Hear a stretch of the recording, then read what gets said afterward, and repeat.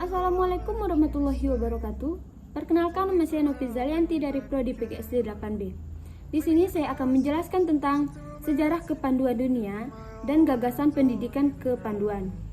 Pendidikan kepramukaan di Indonesia termasuk salah satu segi pendidikan nasional yang penting karena merupakan bagian dari sejarah perjuangan bangsa Indonesia. Gagasan Lord Baden-Powell yang cemerlang dan menarik itu akhirnya menyebar di berbagai negara, termasuk Nederland dan Belanda, dengan nama Pathfinder. Kemudian gagasan tersebut dibawa ke Indonesia oleh orang Belanda dan mendirikan organisasi dengan nama NIVV atau Persatuan Panduan Hindu Belanda. Dengan adanya larangan pemerintah Hindu Belanda menggunakan istilah Pathfinder, maka Kiai Haji Agus Salim menggunakan nama Pandu atau Kepanduan.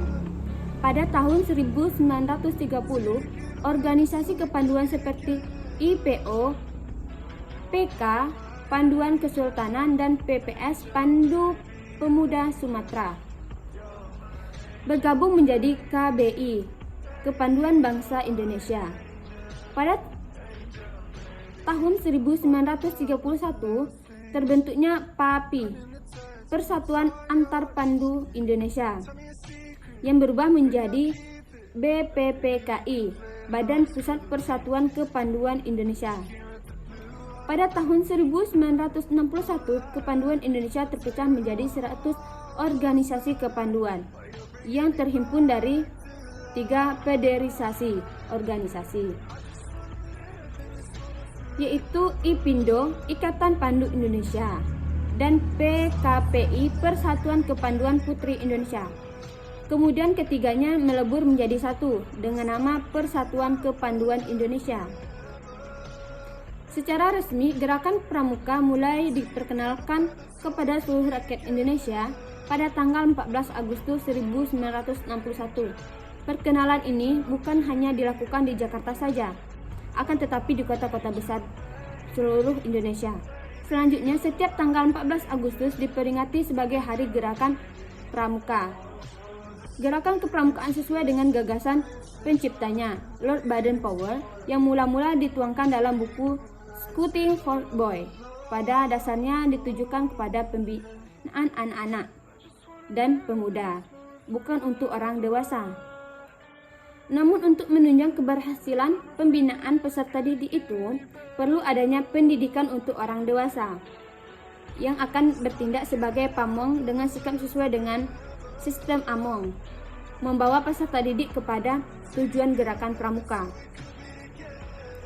Dengan demikian, maka fungsi pendidikan kepramukaan akan berbeda, yaitu untuk anak-anak dan pemuda berfungsi sebagai permainan atau kegiatan yang menarik. Sedangkan bagi orang dewasa merupakan pengabdian daripada sukarelawan. Ini saya akan menjelaskan sejarah berdirinya Kepanduan Nasional dan berdirinya Gerakan Pramuka di Indonesia. Gerakan pendidikan kepanduan di tanah air sudah muncul sejak zaman Hindia Belanda. Pada 1912, dimulai latihan sekelompok pandu di Batavia, yang kemudian menjadi cabang dari Netherlands Pathfinder Organization atau NVO. 2 tahun kemudian cabang tersebut disahkan berdiri sendiri dan dinamakan NIVP atau Persatuan Pandu-Pandu Hindia Belanda. Pada saat itu, sebagian besar anggota NIVP adalah pandu-pandu keturunan Belanda. Namun, pada 1916 berdiri suatu organisasi kepanduan yang sepenuhnya merupakan pandu-pandu Bumi Putra. Adalah Mengkubuwono VII, pemimpin Keraton Solo, yang membentuk Japanese Pathfinder Organization. Setelah itu muncul organisasi kepanduan berbasis agama, kesukaan, dan lainnya. Antara lain Pathfinder Muhammadiyah Hizbul Wathan. Kepanduan yang ada di Hindia Belanda ternyata berkembang cukup baik. Hal itu menarik perhatian pula dari Bapak Pandu sedunia. Gerakan pramuka tersebut diawali dengan serangkaian peristiwa yang saling berkaitan. Pada 9 Maret 1961 diresmikan nama Pramuka dan menjadi Hari Tunas Gerakan Pramuka. Pada 20 Mei 1961 diterbitkan Keputusan Presiden nomor 238 tahun 1961 tentang Gerakan Pramuka, dan momen tersebut dikenal sebagai Hari Permulaan Tahun Kerja. Pada 20 Juli 1961, para wakil organisasi kepanduan Indonesia mengeluarkan pernyataan di Istana Olahraga Senayan untuk meleburkan diri ke dalam organisasi Gerakan Pramuka, sehingga disebut sebagai Hari Ikrar Gerakan Pramuka.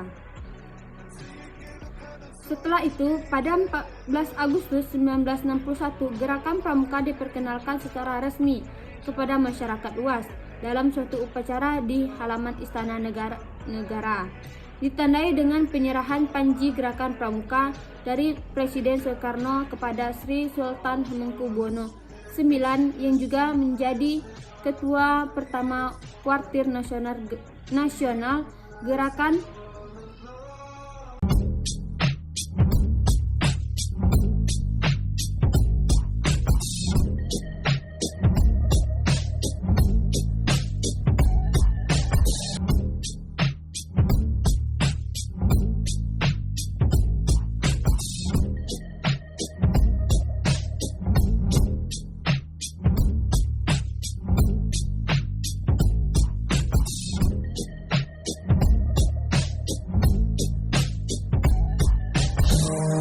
Wish we could turn back time to the good old days when the mama sang us to sleep, but now we're stressed out.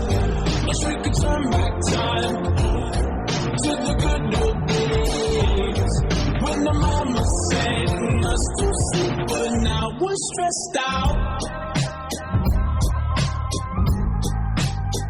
We're stressed out.